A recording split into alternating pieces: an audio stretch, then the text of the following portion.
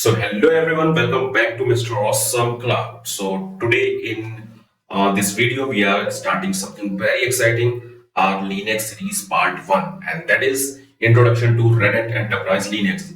And today we are going to travel back in time to understand our like the history of Unix and Linux, how everything is started and how we reach where we are today. That everything we will discuss today. If you are new here, don't forget to subscribe to the channel and share this video with your tech friends. Alright, let's begin without any delay. So now imagine this like it's the 1960s and computer exist, but they are very limited. There is no multitasking, there is no multi-user system, and definitely no portability. Basically, systems were slow, restricted, and not flexible at all. So, to solve the problem, a big project was started in 1964 by three major organizations: MIT, Bell Laboratory, and Generic Electronics. The goal to create an advanced operating system. They worked hard on it for like 5 years, but here's the twist: the project failed, and they did not a project. And in 1969, it was officially shut down. Now, this is where the real story began.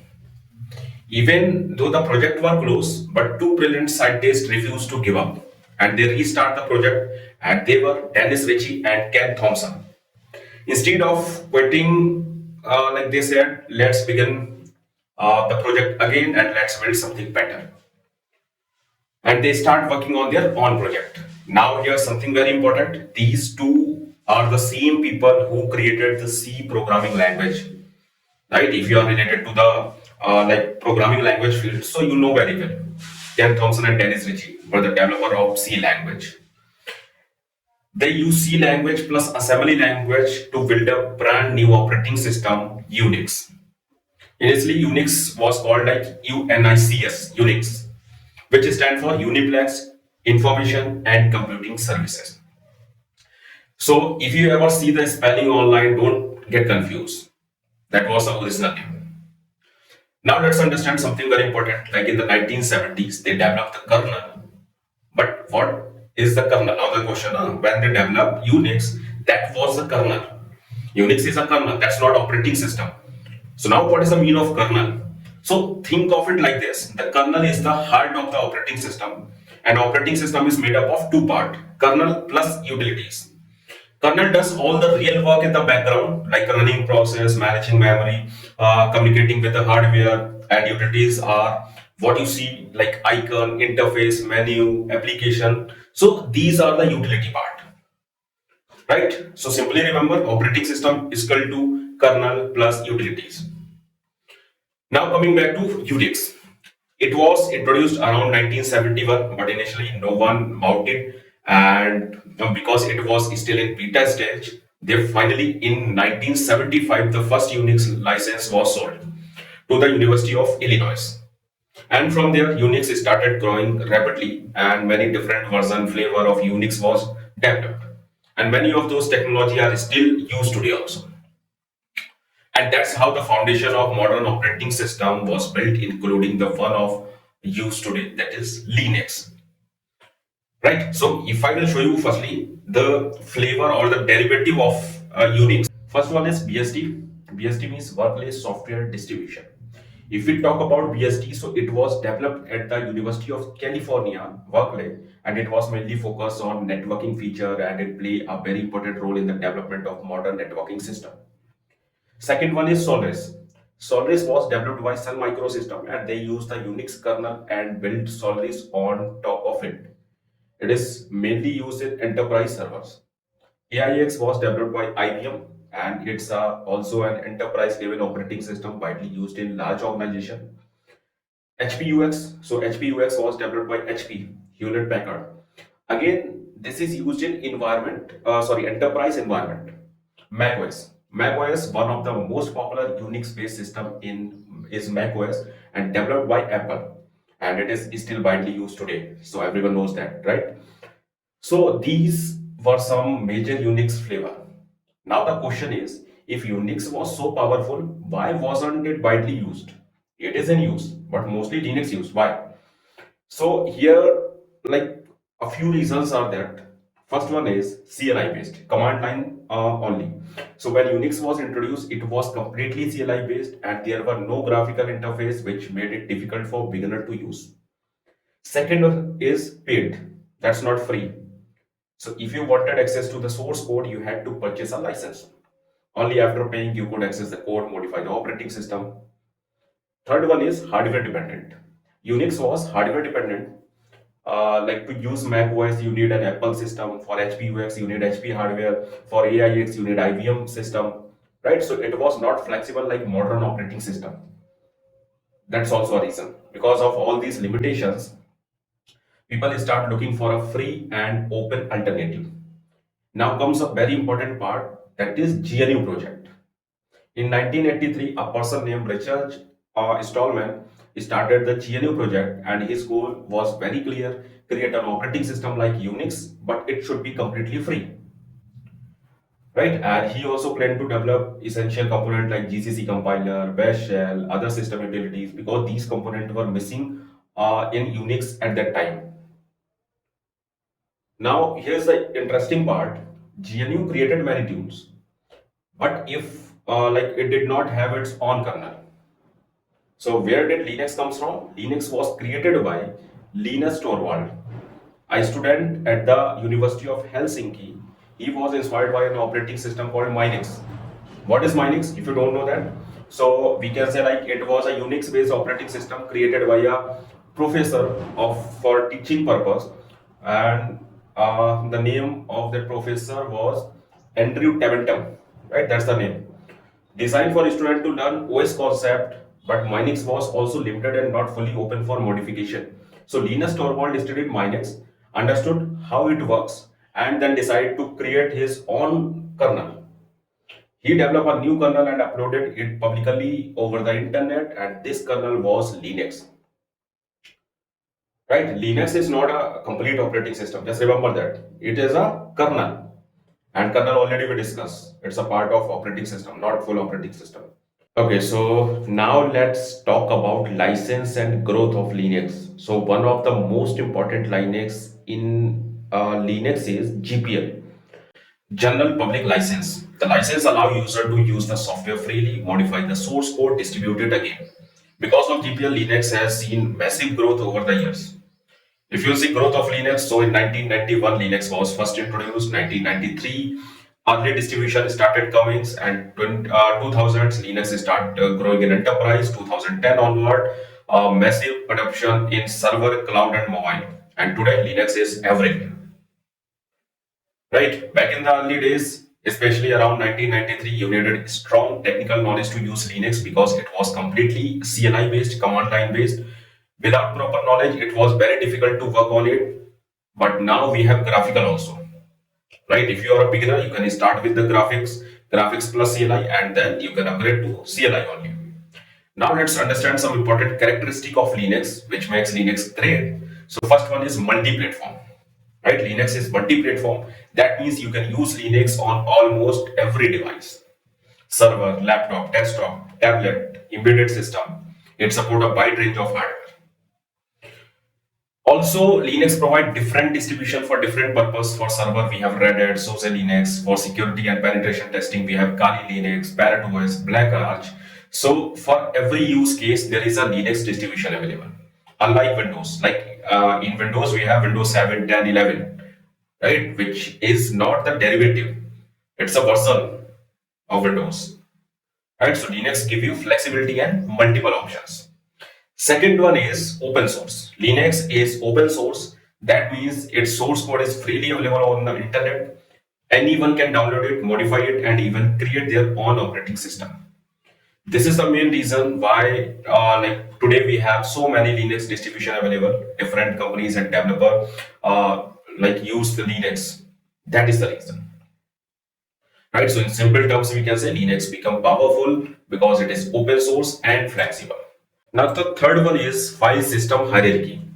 So if I will compare with Windows, so in Windows you have separate drive like C drive, D drive, E, F drive, and each drive is independent. These drives are not the part of each other, and you create and manage them separately and manually. Right? But in Linux, things are very different. Linux follow a hierarchical file system. That means there is a single parent directory, all other directory comes under it. And this main parent directory is called root here, right? So in Linux, whether you create a partition, create a file, or create a directory, everything exists in a parent directory, and that is root, right? So we can say Linux one tree structure, right? It works on one tree structure, everything is connected, but in Windows, there is a separate branches, independent drives are there. Multi-programming, the next point. So Linux support multi-programming. That means it support almost all programming language. It can run multiple application efficiently. It is highly preferred by developer. Multi-user. Linux is a true multi-user operating system. If I will compare with Windows, so in Windows you can create multiple user, but only one user can actively use at the same time. But in Linux, multiple user can work simultaneously. And like you have user 1, user 2, user 3, so all can access in your system at the same time. This is called multi-user capability. Right. Next point is security. If we talk about the security, so Linux is considered more secure than Windows. Let's understand why. So it uses strong like security algorithm, encryption technique, access control. Or for example, we can say Linux commonly use SSH, secure shell. SSH is fast and secure for remote access. Another important point, we can say like Linux can work completely on CLI. So if you want to use CLI only, so here we can use. In Windows, we don't have like any option like that. If you want to use Windows operating system, you need to install with graphics, right?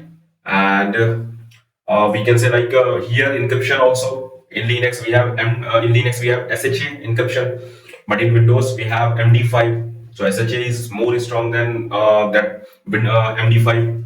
So that's why also. So here we have these are the reasons why that Linux is strong or a secure operating system. After that, we have few more points, right? Let's go for that. So here, first one is open source. We already discussed Linux is open source operating system. Then second one is CLI. So here we have that option already we discussed. The third one is upgrade and update. Right, so this is one of the best feature in Linux. Like in Windows, if you will see, so you often need to update things separately. OS update, then application update are different. Right, but in Linux, you can use a single command and you can do the upgrade or update the entire operating system, all installed application also. Everything gets updated together, right? So it is simple and time saving. That's also the advantage here. Next is security and robustness. So that's fine. We already discussed here security. So Linux is highly secure, very stable, and less prone to virus and attacks also. Next one is cost effective. So Linux is completely free for most of the distributions. On other hand, Windows is paid. For example, a Windows license cost can around for Windows 11 Pro. I'm talking about it is around 16,000 if you will check, right? Around 16,000 for one PC. But suppose in your organization, if you have 100 PC, so the cost will be 16,000 into 100, and that is too much. But in Linux, you can install it for free, no licensing cost for most of the version. Here we have an option that is community support, right? So Linux also have a community support. These like come with paid subscription, professional support, but the cost is too less, right? So here Linux has a huge community support system. If you face any issue, if you have doubt, if you need help, you can easily get support from developer, community members, forums, right? So in comparison, Windows does not provide the level of open community support, right? So that's the things. Okay, so now let's move forward and talk about Linux architecture. Right, so far we have discussed many things, but now we will understand how Linux actually works internally. So if we talk about the Linux architecture, right, so first of all, what do we have here? So here we have hardware, right? In this image, if you will see, so here we have hardware layer, right? Your system, hardware means what? Your system, CPU, RAM, disk, etc. On top of that, we install operating system. Right now, inside the operating system, we have three main components, right? That is kernel, shell, and utilities. These together form the operating system structure. Kernel means what? We have already discussed this, right? But here kernel is a core component of the operating system. It directly interact with the hardware. It manage process, memory, devices, right? That is called kernel here. Now shell. Shell means what? The shell act as an interface between the user and the kernel. When a user gives input, the shell convert that input into a language that the system, or we can say the kernel, can understand. So user give the command to shell, shell convert it into the language which kernel can understand, then it forward to the kernel and kernel connect with the hardware. So the shell basically work like a translator. Utilities. So utilities are the tools and the application you use. These include system tools, background services, applications, commands, right? Everything is a utility. So overall Linux architecture looks like this image, which we already discussed, like hardware, then we have kernel, shell, application, and then user. Right. After that, now let's talk about the new feature in Red Hat Enterprise Linux. Right, in Red Hat 10, what are the new changes?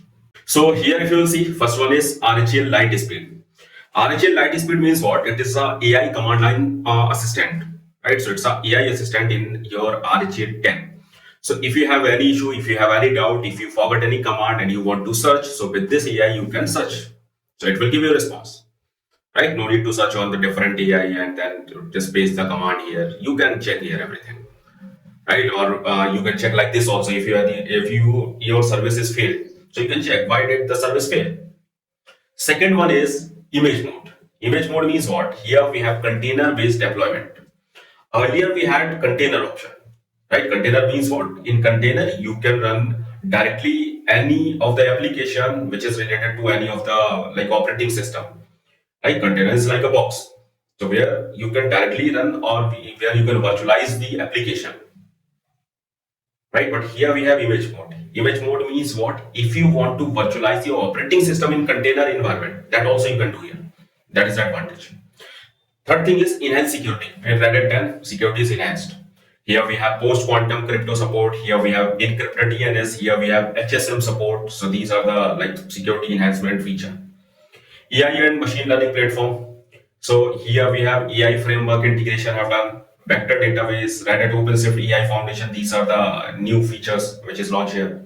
Updated developer tools, right? So here all the developer tools have updated, like PHP 8.3, the latest version we have, and Nginx 1.26 or Git 2.47. So that means all the developer tools have updated. RHEL extension repository. So here we have extra developer tools. Here we have open source libraries. Here we have community support packages, right? So that's also the advantage here. Cloud optimized image. So here we have cloud optimization also have done. So that means you can deploy your machine over the cloud easily. Here we have RISC, right? RISC structure support. So that means this is the we can say architecture of your processor, which is supported here. That is for a search environment that is too fast, and your performance will be increased with this. Red Hat Insight improvement. So Red Hat Insight, right? So it is similar to the satellite version. So here it is improved. When you will run now, so then you will see the difference. So these are the new features in Red Hat Enterprise Linux 10.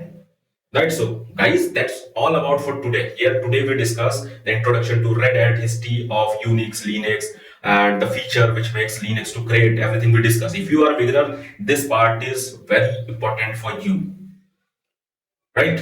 So if you are new, just subscribe the channel, and we'll meet in next part where we will see how to install the Red Hat 10, and the look of Red Hat 10 also will see there. Right? So let's go. Thank you, everyone.